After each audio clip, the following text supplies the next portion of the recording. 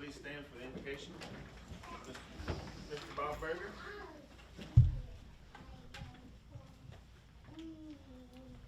Mr. President, School Board, Administrators, I just want you to know it's an honor to be here tonight to do the invocation.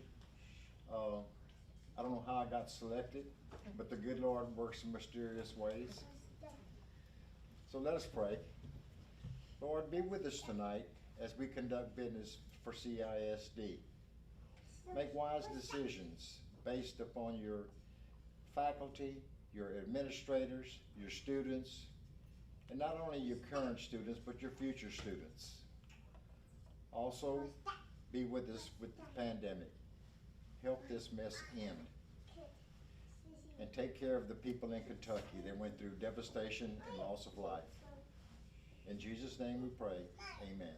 Thank you very much. Now for the Pledge of Allegiance. I pledge allegiance to the flag of the United States of America and to the republic for which it stands, one nation, under God, indivisible, with liberty and justice for all. Honor the Texas flag. I pledge allegiance to thee, Texas, one state, under God, one and indivisible. I call this meeting of the Columbus Independent School District to order. Let the record show that a quorum of board members is present, that this meeting has been duly called, and that notice of this meeting has been posted in accordance with Texas Opens Meeting Act, Texas Government Code, Chapter 5501. Move on to item 4, which is an open forum. We have any public participation? Okay, no public participation. On to item 5, communications and reports. We're going to go to letter A, student recognition. We have a Columbus Alternative School graduate to present. Martha's not here, but I think Jennifer's going to fill in. Put right here. We have Tiaja Tolliver, and she is actually graduating early. She chose to come to Columbus Alternative, and I am her teacher, and I've gotten the pleasure to work side by side, making hot chocolate with about a pound of sugar, and to get her through. It's a very difficult process, a different way of learning, but she did it. She did it exceptionally well, and we are very, very proud to present her with her high school diploma. Congratulations.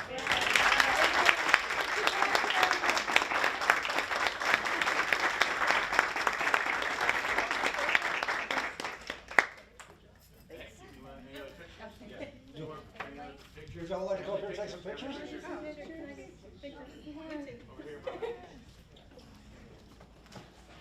It's a once in a lifetime shot right here.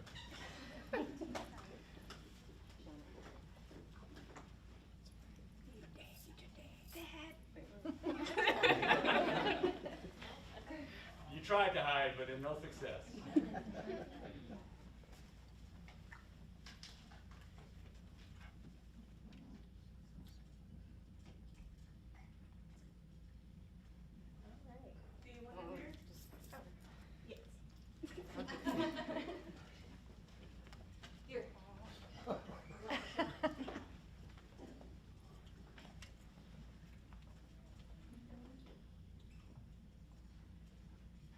Thank you. Thank you. I forgot to add, she will be going on to College Station for cosmetology school. So. And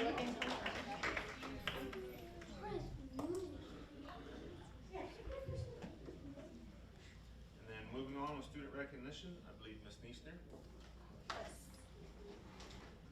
So to the kids, I want to say that this group of individuals, the 3 sitting on this side and the 4 sitting on that side, that's our school board.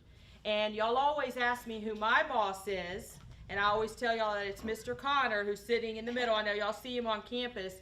And then we have another group of people that are the bosses too, and that's the school board. And they're the ones that help us get all of the money and all the neat stuff that we have, like computers and all the new classroom furniture and stuff. So that's who these people are that are recognizing y'all tonight.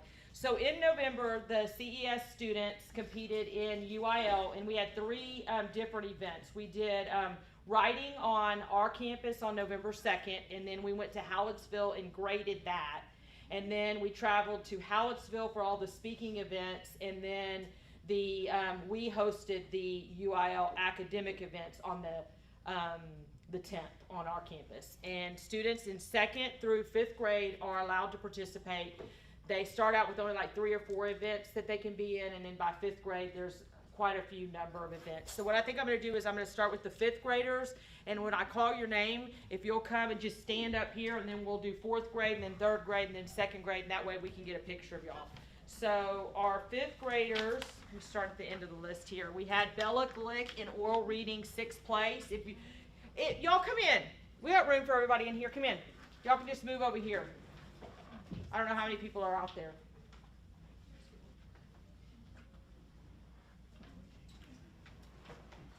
Hattie Post placed 1st place in oral reading. Mackenzie Daniel and Hattie Post placed 5th place in robotics. Brazos Blunt and Hudson Muir placed 4th place in robotic. Hudson, if you just want to stand back here for now, Hudson. Jacob Coy placed 6th place in chess. Gavin Vasquez placed 3rd place in chess. Callum McClellan placed 1st place in chess. 2nd place, Allison Kane, social studies. Cambry Barton got 6th place in maps, charts, and graphs. Dallas Rico got 4th place in maps, charts, and graphs. Abby Bell got 3rd place in listening skills. Jackson Kunstler got 4th place in number sense. We had our 1st place Art Smart team in 5th grade. And then individually, we had Angela Garcia place 5th place in Art Smart, and Mia Tello plus 4th place, and Ava Hudek placed 3rd place, and Kimberly Soberanis 1st place, and Charlie Johnson 1st place. So we had quite a big turnout there in Art Smart. We had a 5th place Jenna Hunter in spelling, and in 3rd place Ready Writing was Hattie Post. All right, y'all stay there, okay? Now we're going to move to our 4th graders. We had Reed Keller got 1st place in Art Smart. 5th place was Dylan Glick and Noah Fry in robotics. Levi Kano and Boyce Davis got 4th place in robotics. 5th place was Santiago Gavita Logos in chess. 4th place was Sakira Guerrera in ready writing. 6th place Christian Penaloza in oral reading. 5th place Ellie Palashik in oral reading. And 4th place Alea Coleman in oral reading. All right, our 3rd graders, Carissa Griffith got 5th place in spelling. Aubrey Sosa got 6th place in ready writing. And Bo Kunstler and Cohen Miller got 6th place in robotics. Cohen Miller? Yes. Oh. Cohen Miller. And 2nd place for 2nd grade, we had Savannah May in storytelling. In 2nd place for creative writing, we had Carter Stein. And in 1st place for chess, we had George Burkeville.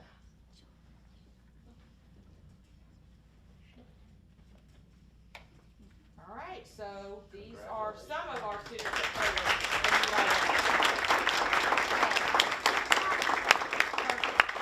Will you send that to me? Will you send that picture to me? Okay, parents, if you want to take a picture this way, you can. George, why don't you get right here? Let's see. Everybody can, we can see everybody. Come over here, man. Let's put you right here. How's that?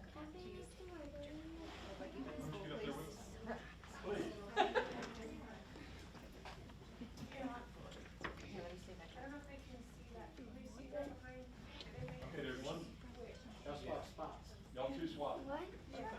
There you go. And this little boy right here with the, you can't see him very well with the mask. Just scoot over. Oh, there you go. There you go. You got everybody now? Cheese, Aubrey. Big smiles. Smile.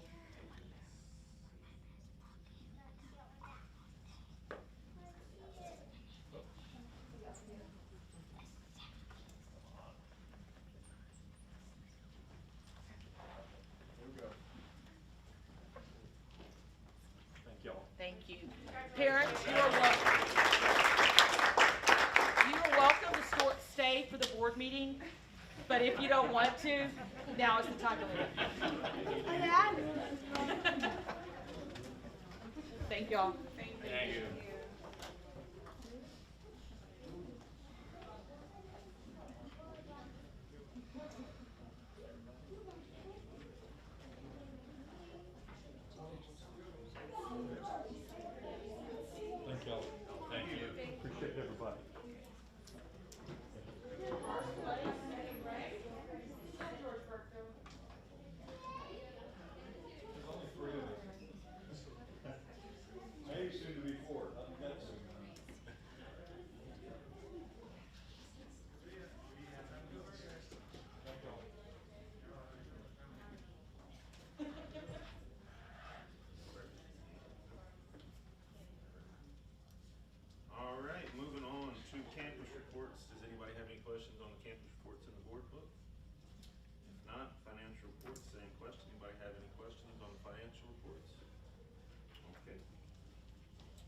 moving on, letter 6, consent agenda. Anybody had any questions on the consent agenda? I think there was some expenditures in excess of 50,000 in there. Maybe we just talk about that, because that was a little bit more than typical. Absolutely. So, the expenditures were, we have an expenditure to base, which we've had every month for residential placement. But the two large ones were the technology. We purchased laptops and Chromebooks, all of which with ESSER funds, but we put the money forward first. ESSER pays us back, so we have that. And then we had all our campus admin, our district admin, as well as our business, PEAMS, and accounts payable people together to look at our student information system and our business information system, because we felt that to this point we could do better, and it's time to at least look at new ones. And we opted to stay with our business information system for a year as we transition, but the student information system, the overall majority chose Skyward as their student information system, which controls everything from your daily attendance as well as to your grade reporting, your grades. If you remember, we had problems with our transcripts and the denominator of our transcripts. That was one of the major questions that we asked, and Skyward can cure it. So they opted to go with Skyward. This is a startup cost, and I mean we pay an expense every year, but this expense is a little bit more at the beginning. Skyward in 3 years will cost us less than what we pay now, so we will eventually save money and have a better product. So that was. Anybody have any other questions on consent agenda? And if not, we'll need a motion. Accept the consent agenda. Scott moves. June, she beats you. Okay. June seconds. All in favor, raise your right hand. All opposed, same sign. Motion passes. Number 7, regular business action items. Letter A, discussion of possible action regarding the approval of new position, FTEs, in Columbus ISD. Ms. Berger. Okay, we are asking for 3 new positions for the 22-23 school year. One of the 3 positions is a behavior specialist. We would like this position to oversee the district's behavior programs. So we're kind of seeing some lasting effects with our kiddos from the loss of face-to-face instruction due to the pandemic. We hope that this behavior specialist position will help support the social and emotional learning programs that we already have in the school, along with planning and facilitating classroom management. We're seeing needs in those areas, additional support being provided to our teachers and the line of training. If they have a student that they are struggling with, a behavior specialist can come into the room, they can do some observations, they can provide that teacher with some recommendations and possible training in order to support those students and assist with those needs.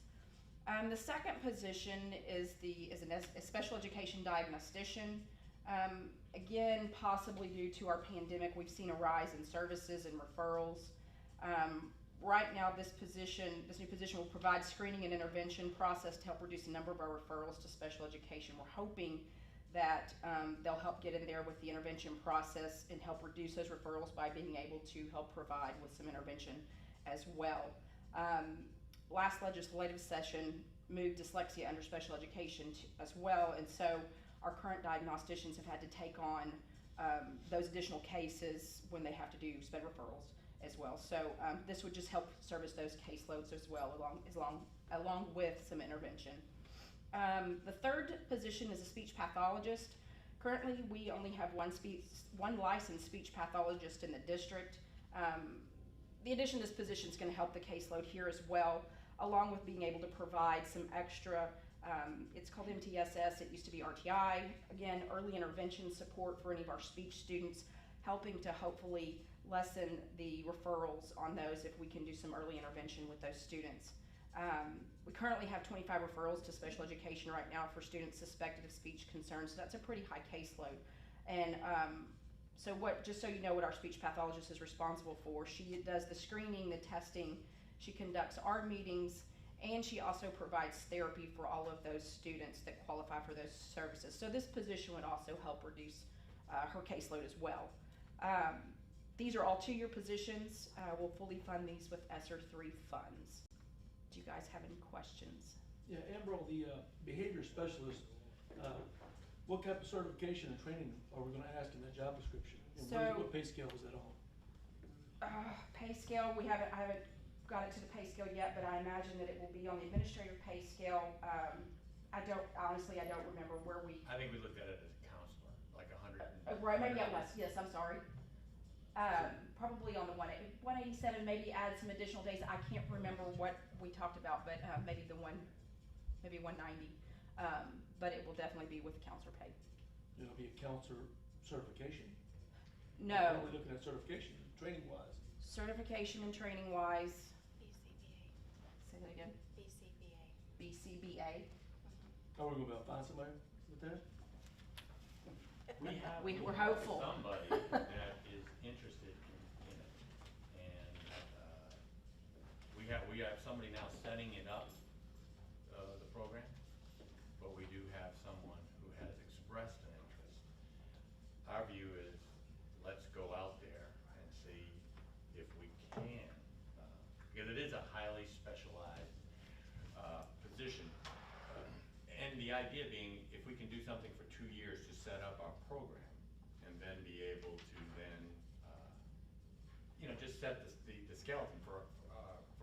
We've got people who are doing the behavior stuff, but they're just going on, Region 3, Region 4 stuff. To be able to have somebody train in-house for a few years and to actually put structure to our program, I think is what we're really trying for. Yes. And it'll be for all campuses, correct? Absolutely. Yes, So district-wide, we're saying and all district-wide. 3 of these are district-wide positions.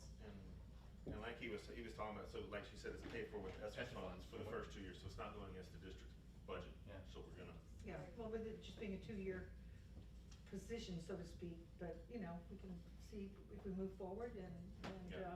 but yes, I agree, in 2 years, we should be able to set some kind of foundation and, help those kids. Absolutely. Okay, the district recommends the addition of these 3 new positions. okay, any other questions? And if not, we'll need a motion. I move to approve the, hiring for the, new positions for FTEs in Columbus ISD as presented. Doris moves, Scott seconds, all in favor, raise your right hand. All opposed, same sides, motion carries. Item B, discussion of possible action regarding approval of external audit report for 2021, it says here, that's Mr. Davis. It's the fiscal year 2021. Ben Cohen will do the presentation on it, and so I'll turn it over to him. He's with Bell Cares, our external auditors. Yes, I'm one of the senior managers at Bell Harris Pahacek. First, I'd like to thank you guys for letting us continue to audit your school districts, and Scott working with us to ensure that we can get this thing done on time and meet the TEA deadline, which is extremely important. I'm going to be very, very brief. If you have questions, feel free to ask them. I'll do my best to see if I can answer them now or get an answer later. If you first, everyone has a report, turn to page 11. This is what you basically have paid us to do, which is to issue an opinion on your financial statement. We've given the district a clean opinion. Basically, through this letter, we wrote this to you, and basically we're saying that your financial statements are free of material misstatements and that they're reported based off of general accepted accounting principles. So I always want to start off with that. I'm just briefly go over a few highlights in the financials. If you would, just turn to page 19. This is your statement of net position. This is your statements basically on a full accrual basis, something that y'all typically don't deal with. The goal here is to keep your position consistent with last year. You can see that from last year to this year, your overall net position, your total net position is relatively consistent, which is what we would expect as people in the governmental world that look at the the overall net position, the full accrual statements. This is like, you would treat it like a business, just about, not something y'all look at from a budget standpoint. Now the meat of it is what y'all typically want to look at, which is on page 31. So if you go to page 31, let you guys flip there. And then go to the far left column with the numbers. That's your general fund. That's your operating fund. Typically with this fund, this is where you're doing your main operations of your district. You'll see that the fund balance that did go down by just under 600,000. I believe that was your goal, overall goal, based off of what your budget would. We'll go over that in a second. We'll go over that page in a little bit. But I think your goal was to reduce that general fund balance, and it roughly went down by about 600,000. Your overall fund balance is about 9.3 million. Typically, as auditors, we like to see that number because we gauge how healthy a district is. We like to see that number be at least 25% of your overall expenditures. And if you come up just a little bit to that 17.1 million, 25% of that's roughly about 4.75 million. Y'all are definitely above that. So y'all looks like y'all are between about 25% and 50%, which is good. That's a solid number. It means that you have about 3 months to 6 months of fund balance in case the district didn't get any money. So that's just this. Overall, that's just a healthy thing there. The next page, y'all would turn to page 60. This is your budget to actual. And this just basically kind of, at the beginning of the year, the business department hands you a budget, and they say this is what we're going to follow, and then they tell you if they're going to have updates to it, amendments, whatnot, and if things are going to change, and to keep you informed. And as you can see, one of the things that we look at is this far right column, and we look for negative variances. If there is a negative variance, that's not a good thing with the expenditures. As you can see, you'll see no negative variance. That means that the district, that they stay within budget that they provided you. And so that's also where you can see where y'all did have a goal to spend down that general fund balance. And so it looks like it was met some there. So I always like to go over that. Overall, that's pretty much all I got. This next coming year, there's going to be some significant GASB standards coming about with leases, and of course we'll be working. We hope to continue to work with your business department in order to implement that. But that shouldn't affect like fund balances and whatnot. That's all I have.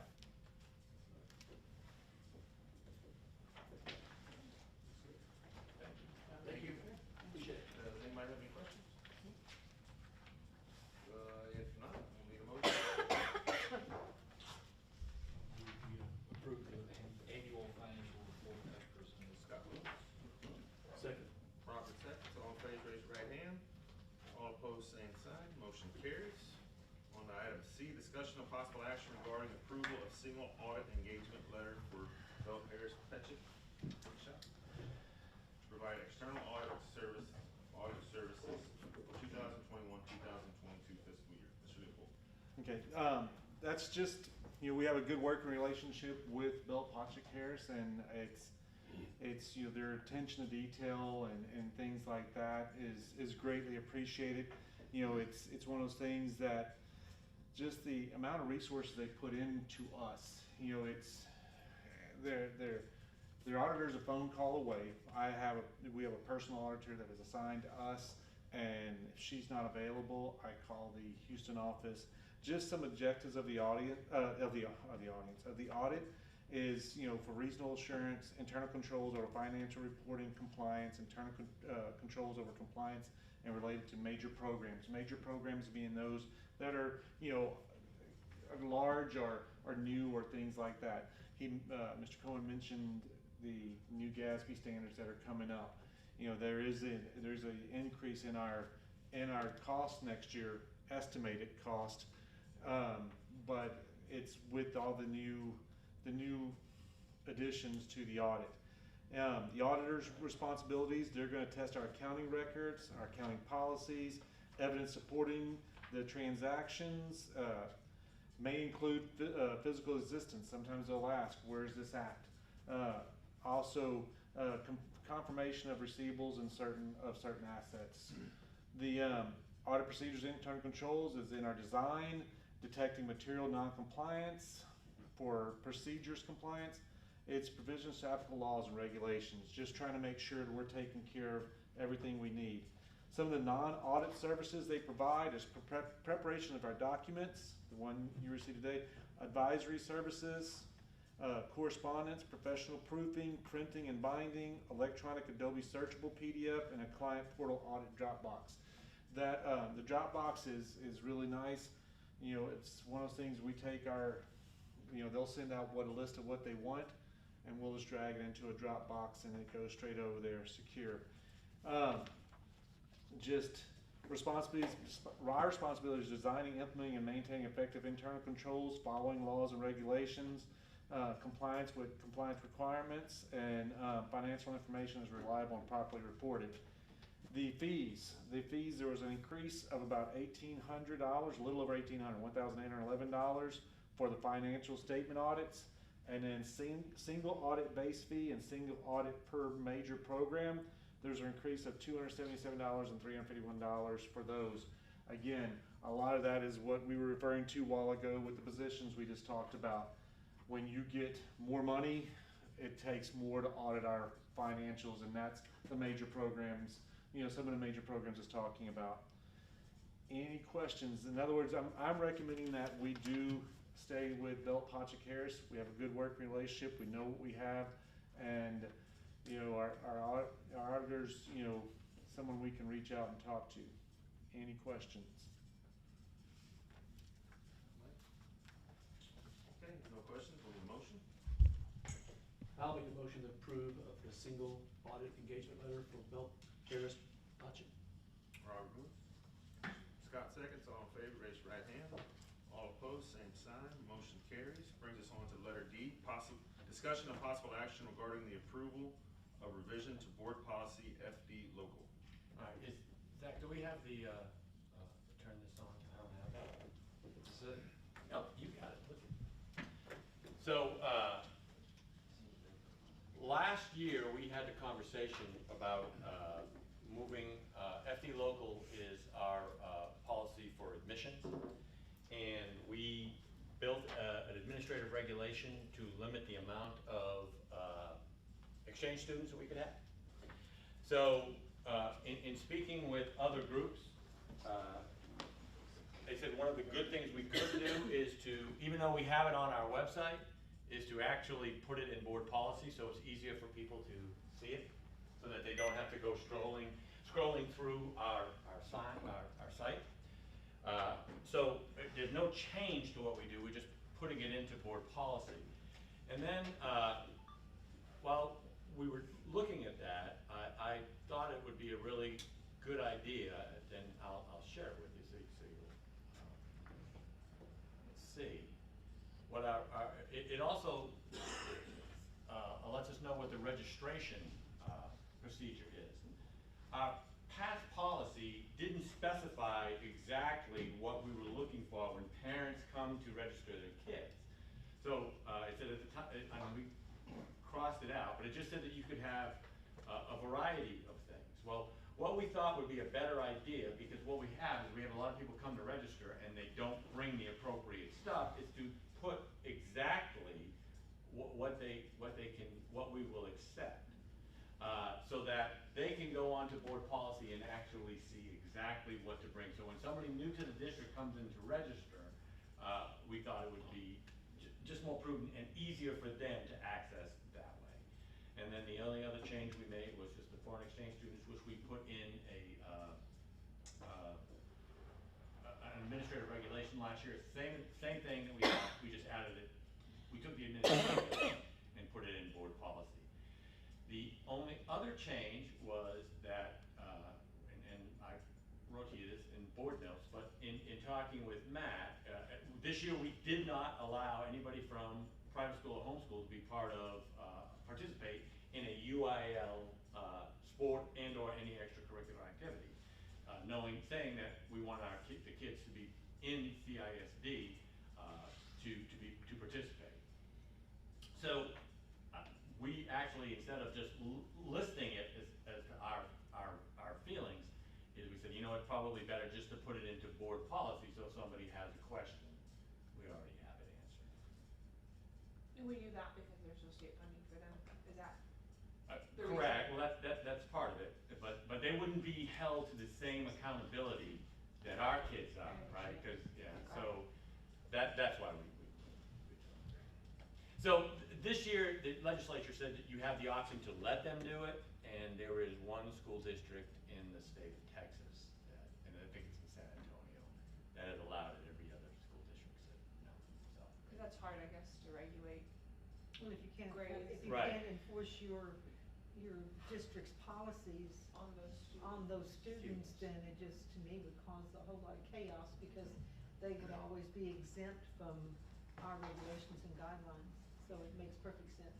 So to me, yeah, great point, because that was one of the things that stuck out to us, is that we have our kids that have to, you know, you fail one class, you can't participate. And then if you're close, you know, I mean, there's a lot that kids have to do. It's a lot easier, not saying that it would be done, it's a lot easier if someone is homeschooled for mom to say, well, it's a 70, you know? I'm not saying that it would happen, I'm just saying the safest thing is to have our teachers control our grades. It's just a lot of gray areas. Yeah, absolutely, eliminate the gray Not just area. grades. So, Agreed. that's FD local, those are the changes. Thank you. Thank you. Did that. And if no further questions, we'll need a motion. I'll move to approve the revision to this, board policy, FD local as presented. June moves, Scott seconds, all in favor, raise your right hand. All opposed, same sign. Motion carries, which brings us to number 8, closed session, so.